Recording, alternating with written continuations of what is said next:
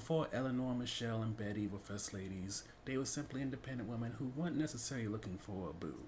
Yet, then these wonderful men walked into their lives, and with them, they changed history. Let's begin with Eleanor. Strangely, despite most of the episode dealing with the love affair that led to these women getting married, Eleanor's not really about that. Eleanor's section of this episode mostly focuses on her education in terms of going abroad, where she went to school where she was expected to speak French every day while speaking of essays and theories and all that. And pretty much the main thing you get from that is that one of her main mentors there was a lesbian, and that possibly opened up the door for her to know that there's options out there. But as for her meeting Franklin and that whole situation, it's not romantic in the least bit. From the start, they remind us that they're fifth cousins, so you're already like, ew. And then on top of that, Franklin is very social, while Eleanor, because of the things that her mother has said, she sees herself as plain, as a bit insecure about how she looks and how attractive she is. So while Franklin is trying to get her to dance at her debut, unfortunately, Eleanor is not someone who's really trying to do all that. She rather write and actually socialize, which makes it kind of confusing how we go from her rejecting a dance with her fifth cousin. I can't let that go. Her her rejecting a dance with her fifth cousin to getting married to him, with Teddy Roosevelt being sort of like a father figure to walk her down the aisle. It makes you wonder, did they really even like or love each other? Was this an arranged marriage so that they kept things either in the family or else in their social status? Going over to Michelle, as anybody who knows the Obama story, things started off a little bit rough between Barack and Michelle. He was somebody that was her underling, so off the bat, power dynamics was a little bit weird. But to make things worse, his first day he was late, so bad impression right off the bat. Yet, through being charming, talking about his social activism and things like that, he wooed Michelle. Those two had nice little banter. And on top of that, her father Fraser got along with him, Marion got along with him, Craig got along with him, so he easily integrated into the family. So when he actually asked her to marry him, it wasn't that difficult of a decision. I mean, getting up to that point, there was some moments since, Barack was definitely a little rough around the edges in certain areas, on top of having a really beat up hoopty. But Michelle saw past that, and she didn't date him for his potential, but the man who he was. And after decades later, she found out that he was much more than what she might have expected. And unfortunately, in some ways, based off what we saw in the first two episodes, called upon her to be more than maybe she expected of herself as well. Lastly is Betty, and strangely, Betty is the one who really gets the best storyline in this episode, after, kind of being the underdog for a bit. And that's because we see her relationship with her ex-husband, who is a bit of an abusive man. We watch her become this independent woman who's working retail, trying to become a buyer at a local shop, move up in the world.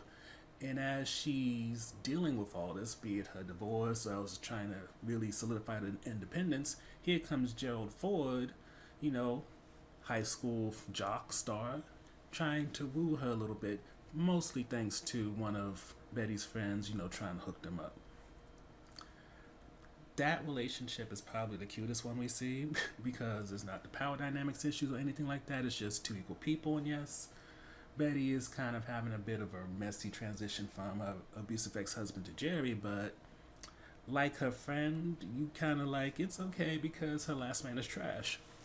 So with that, you get to see Jerry woo Betty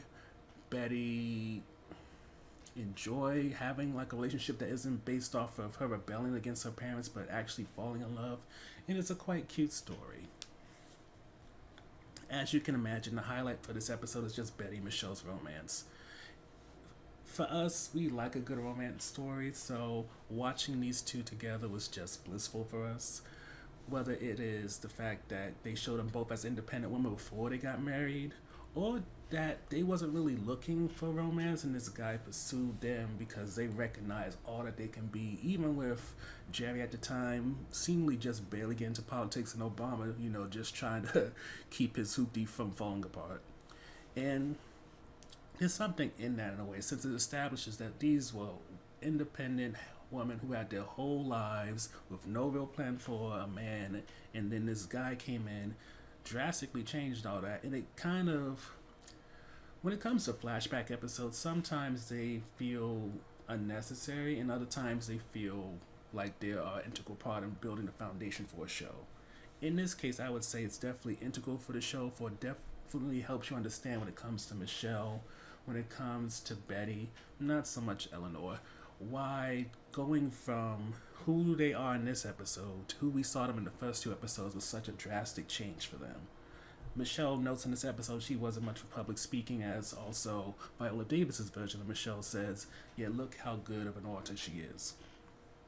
Betty had her whole life when it comes to dance, working to become a buyer at a store she was working at, and then she became a housewife. And I'm not saying that's a terrible way to live, but at the same time, you can definitely see that with her noting in this episode how she liked to work and earn her money, it does make you wonder what led to the switch to becoming a full-time homemaker. Was it because they had a child? Was it something else? A sickness maybe? I don't know, but it's one of the first times I really felt like with Betty they tried to build up to what's going to happen next. And then with Michelle, I feel like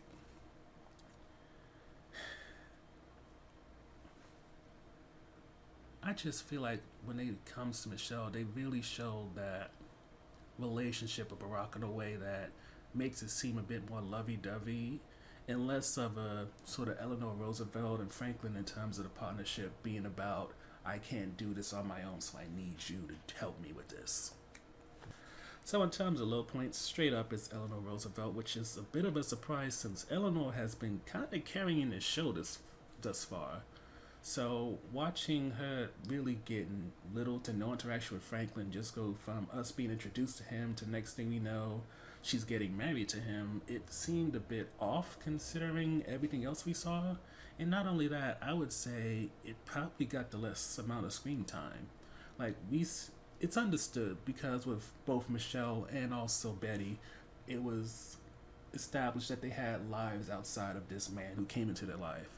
But at the same time, you saw how they tried to integrate the man so that, it was a showing of he pursued her, he had an interest in her, and then that's what led to marriage. That's absent when it comes to Betty and Franklin, and it leaves you to question what led to them getting married. And in some ways, that's not a terrible thing because part of what this show does is it does make you want to research, like, what was artistic license and what actually happened. Like with Eleanor and Franklin, was it an arranged marriage or was it something that perhaps the show decided to cut because it wasn't as cute or romantic or marketable as Betty getting with Gerard or Barack getting with Michelle? It's hard to say, but I'm still very much disappointed that they kind of wasted the actors who they cast as Eleanor and also Franklin, who honestly we've seen them do great work before, so to see them kind of like bridled in this one, it was disappointing.